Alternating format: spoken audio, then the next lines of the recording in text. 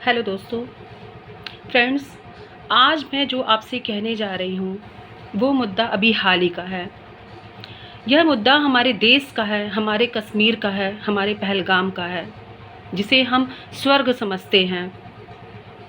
यहाँ पर हमारे देश के भाई बहन गए थे अपनी खुशियों को देखने, अपने जीवन को जीने के लिए, लेकिन हुआ क्या उनके साथ? जितने अत्याचार के साथ, जितनी बेरहमी के साथ उनके साथ ये हरकत की गई, ये हमारी भारत सरकार पर, हमारे देश पर, हमारे विश्वास पर एक करारा तमाचा है फ्रेंड्स।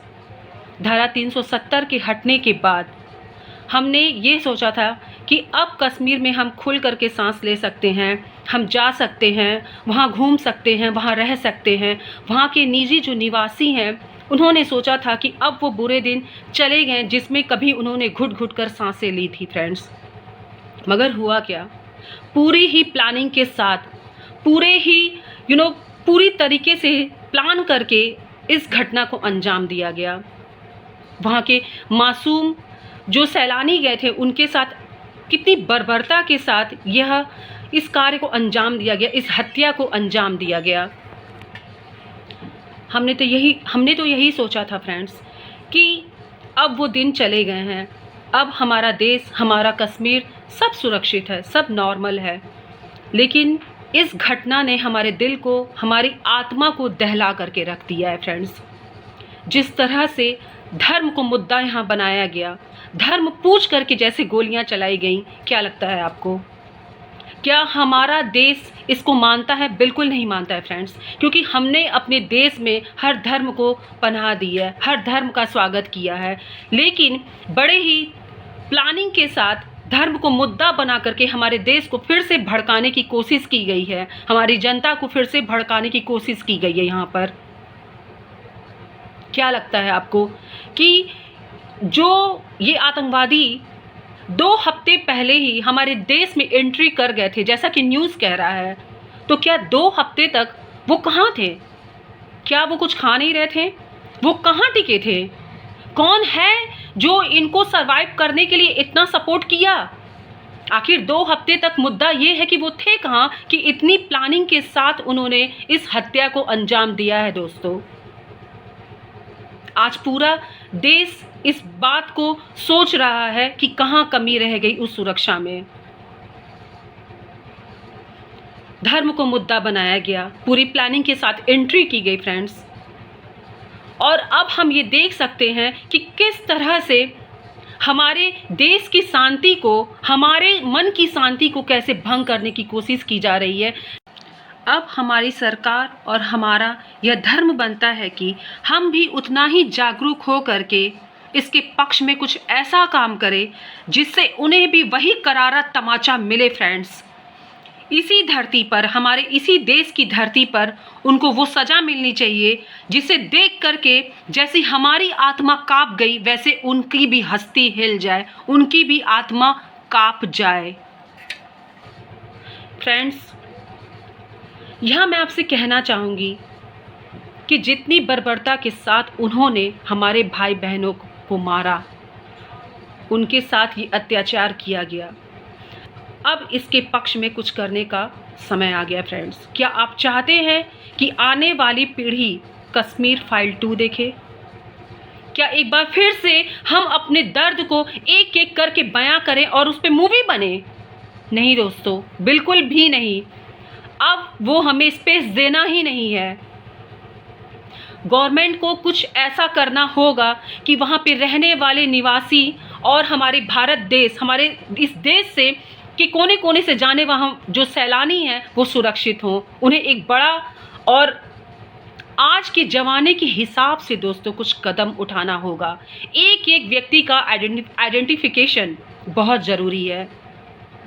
नई टेक्नोलॉजी के साथ वहाँ पर एक एक व्यक्ति को जुड़ना होगा, और किसी भी संदिग्ध की बात अगर आती है तो वहाँ पे सबसे पहले कुछ ऐसी व्यवस्था होनी चाहिए कि लोकल गवर्नमेंट को हम तुरंत वहाँ पर इन्फॉर्म कर सकें और उस व्यक्ति के बारे में ऑन द स्पॉट पूरी जानकारी निकाली जा सके। और ये तभी संभव होगा जब हम और आप जागरूक होंगे दोस्तों। जिस बर्बरता के साथ आज उनके साथ ये हुआ है, उनका क्या दोष था दोस्तों? कोई दोष नहीं था उनका। उन बच्चों का क्या दोष था जिनके सामने उनके पिता को काट दिया गया, ये पूछ करके कि तुम हिंदू हो या मुसलमान। अगर आपको मारना था तो आपने धर्म क्यों पूछा? इसका मतलब है कि ये सोची समझी प्लानिंग है, ये हमारे देश को तोड़ने की, हमारे देश की एकता को तोड़ने की। और जिस पल हमने ये सोचा कि अब हम निश्चिंत हैं, उसी पल ये वार किया गया दोस्तों, क्योंकि वो चाहते हैं कि हम किसी भी तरह से अपने दिमाग को प्रिपेयर ना कर सके, अपने मानसिक रूप से हम प्रिपेयर ना हो सके कि हम कश्मीर में जा कर के सुरक्षित हैं, वो फल फूल ना सके वो जगह। और इसीलिए उन्होंने हमारी इस जनता के दिमाग में एक बार फिर से वही बीज बो दिया कि हम वहाँ सुरक्षित नहीं हैं। हमारी सरकार को उन्होंने एक ऐसा जवाब दिया है कि सरकार को अब एक कड़ा कदम और मुंह तोड़ जवाब देने की ज़रूरत है। आप सहमत हैं कि नहीं, आप मुझे ये बताइए कमेंट बॉक्स में। और जितना हो सके फ्रेंड्स, अगर आप कोऑपरेट कर रहे हैं तो इस वीडियो को शेयर करिएगा प्लीज़, ये मेरा आपसे दिल से रिक्वेस्ट है। इस हादसे को देखने के बाद आत्मा अंदर से हिल गई है। ऐसा लगता है कि हमारे इस देश की खुशी को किसी की नज़र लग गई है।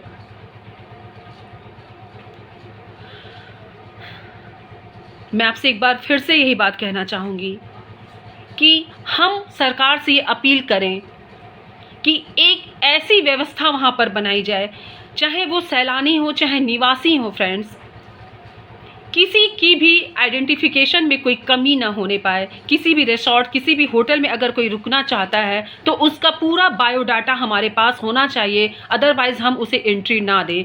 किसी भी अनजाने को एंट्री ना मिल सके हमारे कश्मीर में। कुछ ऐसी तत्कालिक व्यवस्था वहाँ पर होनी चाहिए। सबसे पहले तो मैं वहाँ की जो गवर्नमेंट है, वहाँ की जो सीएम है, उनसे ये बात कहना चाहूँगी, क्योंकि सबसे पहला कदम उन्हीं को ये बात देखना होगा कि वहाँ पे इतनी सॉलिड व्यवस्था कैसे हो कि किसी भी संदिग्ध को वहाँ पर कोई मौका मिलने ही ना पाए दोस्तों।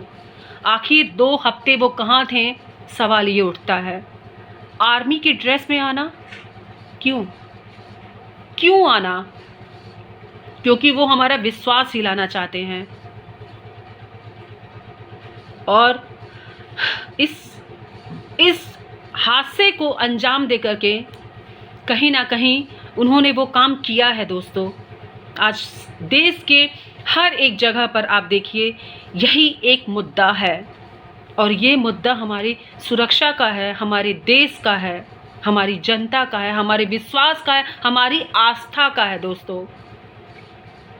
और अगर आप चाहते हैं कि कश्मीर फाइल 2 ना बने दोस्तों, आने वाली पीढ़ी वो ना देखे जो एक बार देखा जा चुका है, सो टेक एक्शन का टाइम है ये। इस वीडियो को शेयर करिए फ्रेंड्स, मेरी आपसे निवेदन है ये। और अपने विचारों को इस वीडियो में कमेंट बॉक्स में जा कर के लिखिए, खुल कर के लिखिए जो भी आप कहना चाहते हैं, क्योंकि ये हमारा अधिकार है। Thank you so much. मैं आशा करती हूँ कि आप मेरी इस भावना को समझ पाए होंगे, और मैं जो आपसे कहना चाह रही हूँ और जो करने के लिए आपसे अपील कर रही हूँ दोस्तों, आप मेरा साथ देंगे उसमें। जय हिंद, जय भारत।